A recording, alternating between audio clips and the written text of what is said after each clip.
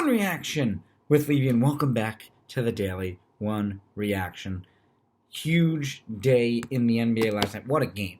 First of all, Clippers-Suns Game 2 in Phoenix. It was close down the stretch. LA led by one. Paul George goes to the line, misses both free throws. Playoff P returns after he hit the last two shots to get the Clippers to lead. And then DeAndre Ayton hits a lob with 0.8 seconds to win the game. I mean, crazy stuff going on.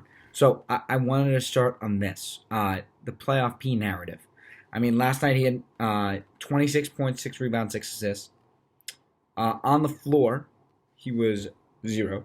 So, I mean, he had a bad night, and he still hit those last 2 shots, which got them a chance. So we can't go hating him yet. He's an 86% free throw shooter. There's absolutely no excuse. But he's played much better in these playoffs. It's stupid to call him playoff P once again, saying he's playing like he did in the quarantine and he's not a star. He is. He's showed it here in Game 5, Game 6, Game 1, and parts of Game 2. So they're in fine position. I mean, Reggie Jackson is awesome. He had 19 points last night. Zubac 14-11. Kennard had 10 off the bench. But I think like guys like Nicholas Batum, I think he'll have a bigger game down the stretch. So I think the Clippers down 2-0, similar situation to what we saw with the Jazz series. Only difference to me is that Chris Paul's coming back. And whether he's back Game 3, whether he's got Game 5, that's going to be the question. But once he comes back, if he doesn't come back Game 3, I like the Clippers. Because Cameron Payne's not putting up 29 again. I'm sorry, he's just not. But if he is back in Game 3, then the series feels like it's too hard to overcome. It's too without Kawhi Leonard. It's just too hard. So it's going to come back to when the Stars come back for Phoenix and LA with Paul and Leonard, and it's going to be about the Suns. How can they sustain this momentum? Do they come out with the same urgency in Game 3? Because it's very tough. The thinking is that the Clippers are going to come out strong, and I expect them to, and the Suns cannot roll over whatsoever. But I do like the Clippers here in Game 3 if Chris Paul's out. If he's in, then it becomes a closer bet. But I still like the Clippers to win Game 3. Tonight, the kickoff of the Hawks-Bucks series. Bucks are -8, so big spread once again. This game's going to come down to which team, how the Hawks can defend Middleton, Giannis, and Drew Holiday. Because it doesn't feel like they have the defenders to do that besides John Collins. You're going to put Capella.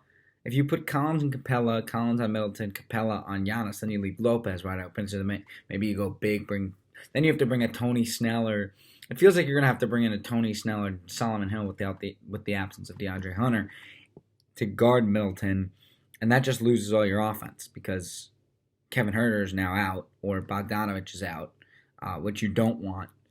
I think it's a very tough matchup for Atlanta defensively because I don't know how they're guarding Holiday, Middleton, or Giannis. They don't have besides John, there's one guy, and he's got to guard 3 of them. That's their best defender. No DeAndre Hunter. I think this is a very uphill battle because look at it. Atlanta, Bogdanovich is hurt. So it's literally down to Young and Huerter offensively, it feels like right now. And, of course, the bigs. So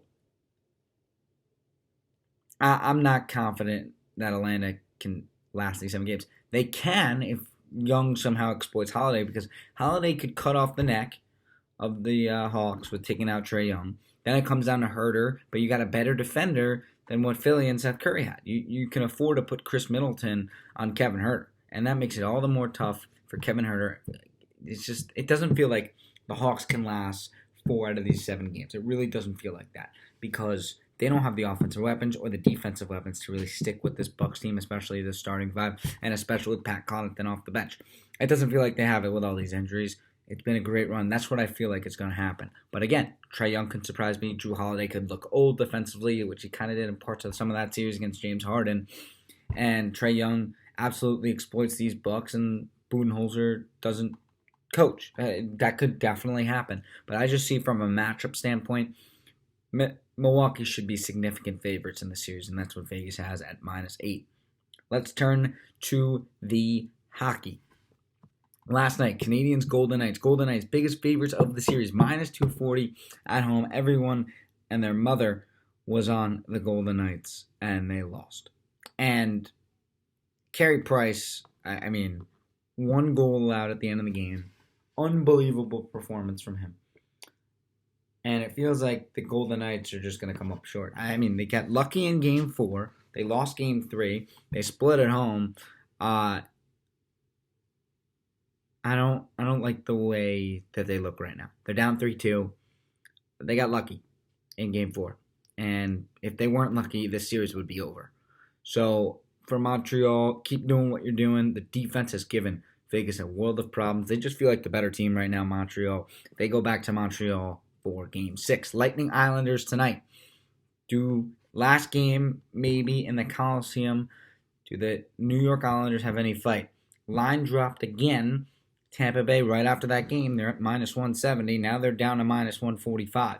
Sharps and big bettors might think, okay, Islanders got a shot. It's going to come down to, can they take the puck out of the star players' hands of Kucherov, of Stamkos, of Point, all these guys that the Tampa Bay Lightning have. You got to get it out of their sticks.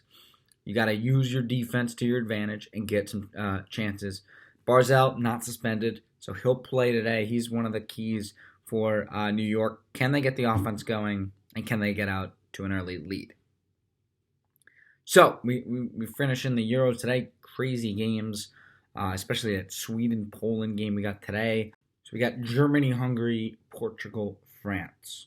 So those are the Euros today. Olympics coming up in a month. Big time in sports. Let's go with one reaction with Levy, the Daily. One reaction.